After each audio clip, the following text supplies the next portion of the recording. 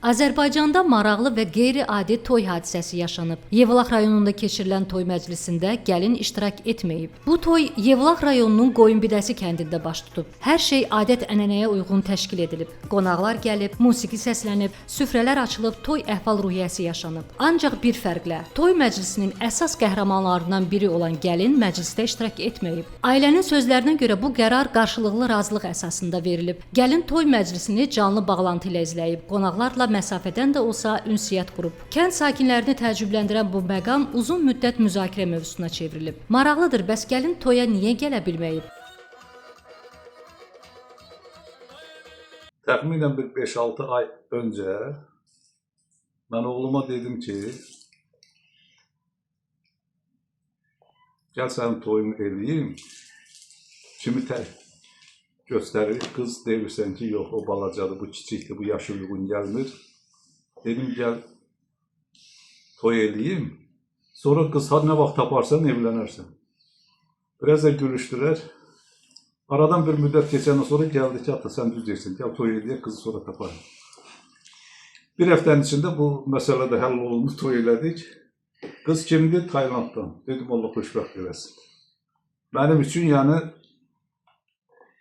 Azərbaycan olduğu, hansı bir millət olduğu, insan insandır. Mən insana insan kimi baxıram. Ona görə də hansı devlətdən, hansı ölkədən olduğu mənim üçün önəmli deyil.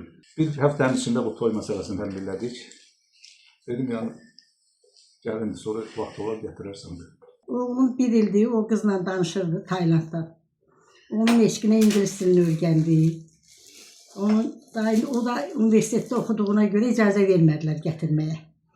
Ona görə gəldi burada toyun elədi, özünə çıxdı getdi. Sözü getmişdi qızı gətirməyə. 10 gün qaldı, 16-sı qayıtdı gəldi, qızı gətirə bilmədi.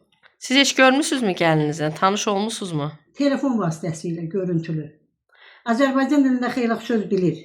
Aha. Ana necəsən, ata necədir? Sizə ana-ata deyir? Hə. Ana-ata deyir bizə.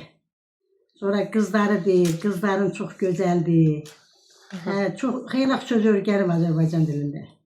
Yəni, sabahınız xeyir, bunları deyir. Özü istəyir, özünün könlünə nətər xoşdur, tək ki, xoşbəxt olsunlar. Beləliklə, Yevlaxda bir toy gəlin olmadan keçirilsə də, ailə üçün bugün xüsusi və yadda qalan bir xatirəyə çevrilib. Qeyri-adi toy hekayəsi isə kənd sakinləri arasında hələ uzun müddət danışılacaq. Göründüyü kimi, bəzən toylar da dövrün şərtlərinə uyğun dəyişir. Hər nə qədər dəyişsə də, toyun əsas məqsədi sevgi, birlik və bir-birinə bağlılıq hissini qeyd etməkdir. Biz də öz növbəmizdə cütlüyə yalnız xoşbəxtlik arzulayırıq. Leyla Vəfadar, Pərviz Allahverdiyev, Bizim Media.